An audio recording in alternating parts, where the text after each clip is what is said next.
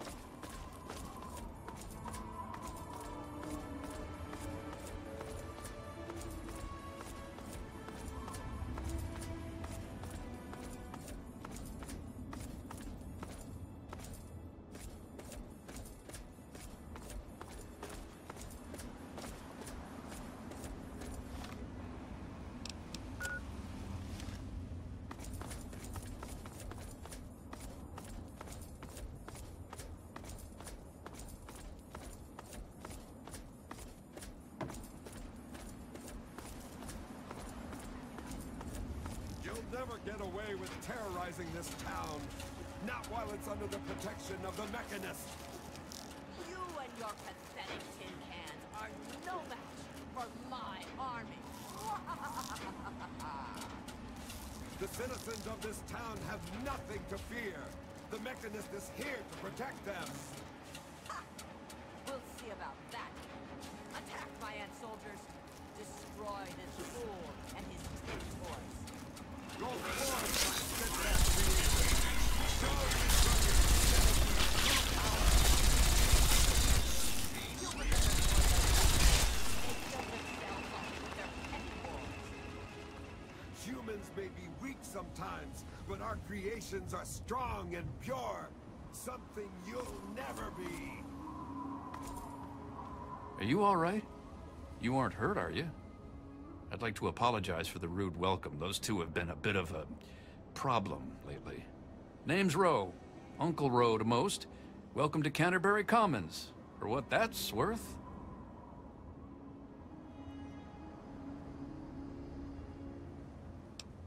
The, Mechanist and the Ant Agonizer. That's just what they call themselves. It's ridiculous, I know.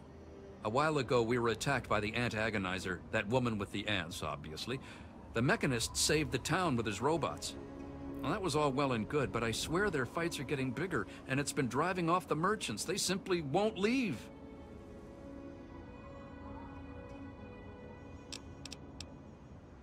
Oh, that's terrific. I knew you'd help out. Knew it in my gut, and it's never steered me wrong on a deal yet.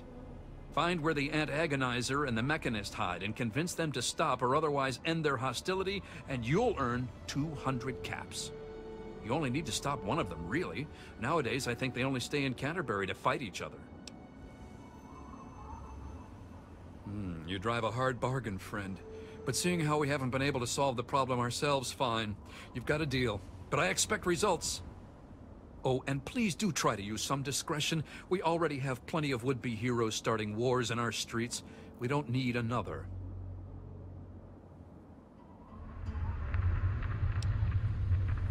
If it'll help, I'm glad to. Now, one day there was a crazy woman leading a bunch of ants into town. She said humanity was dead and the ants would inherit the earth, stuff like that. Well, that gave Dom plenty of time to line up a shot or two on the ants. She ran away, but every once in a while she'd stage an attack again. She wasn't much of a threat then. In fact, she was sort of entertaining at first. Gave everyone in town something to talk about. But when the Mechanists started fighting her, things got bad. Ants are easy to shoot, but add robots with lasers, it got real nasty.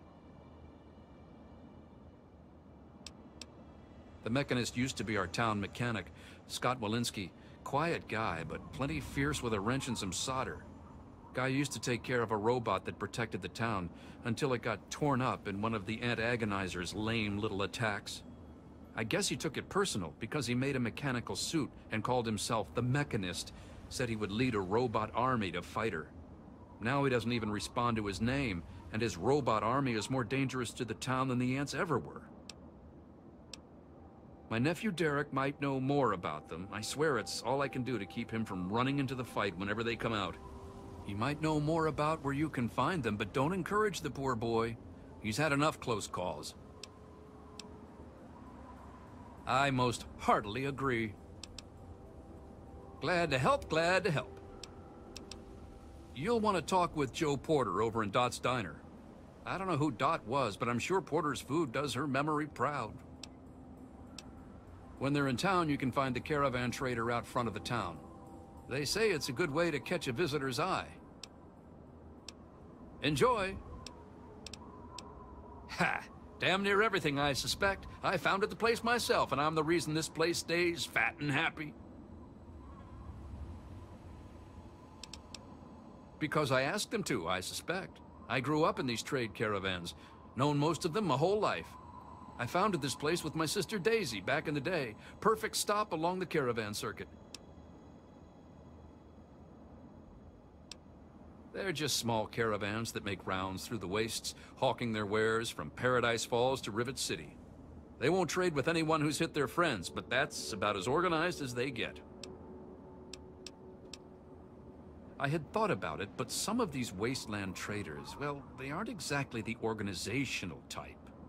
It'd take a pretty savvy businessman to make it worth their while to work together. Frankly, I'm not sure even I'm up to the task. My, when it comes to sales, I can see even I've got a few things I could learn from you. Well, in that case, I can act as your representative to the caravans. They'll listen to me, and I'll listen to you. Just let me know what you suggest in the way of specialties, and I'll let them know to focus on that area. Then you'd be looking for Lucky Harith, adventurer, martial artist, and occasional collector of the most deadly items known to mankind. He's a bit of an eccentric, but he deals in more weaponry than you can shake a sharp stick at. In fact, he's probably got a sharp stick, too. Harith's got quite a lot of weapons, but I'm sure he could improve his stock. An investment of 200 caps should see to that nicely. Well, your financial advice has never steered us wrong before. Done. If Harith were a less reputable man, I'm sure he could use his armory to collect even more weapons. But he's a merchant, not a raider, so it's legitimate means only. Like a legitimate investment of 500 caps. I suspect you're right. Done. That simply isn't feasible, I'm afraid. Harith's gear already rivals some mercenary armies. Anything further would be asking for trouble. Sure thing. Interested in any of the other traders? Our man Crow handles most armor and clothing out on the trail. He grew up a tribal, but he traded in his loincloth for much snappier apparel long ago. It takes a fair amount of capital to expand into higher quality material, you know. Improving Crow's wardrobe would require a one-time investment of, say, 200 caps. Well, your financial advice has never steered us wrong before. Done. Crow's armor is already rather extensive, but I'm sure it could be even more impressive for a one-time investment of 500 caps. I suspect you're right. Done.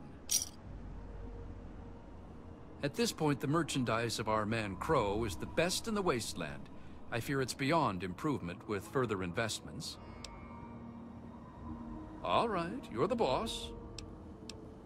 Sure thing. Which one would you like to talk about?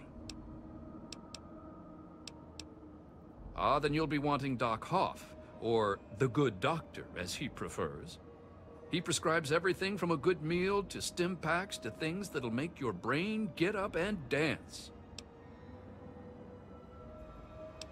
The Good Doctor's lab equipment isn't cheap. It'll cost about 200 caps for him to offer higher quality material. Well, your financial advice has never steered us wrong before. Done.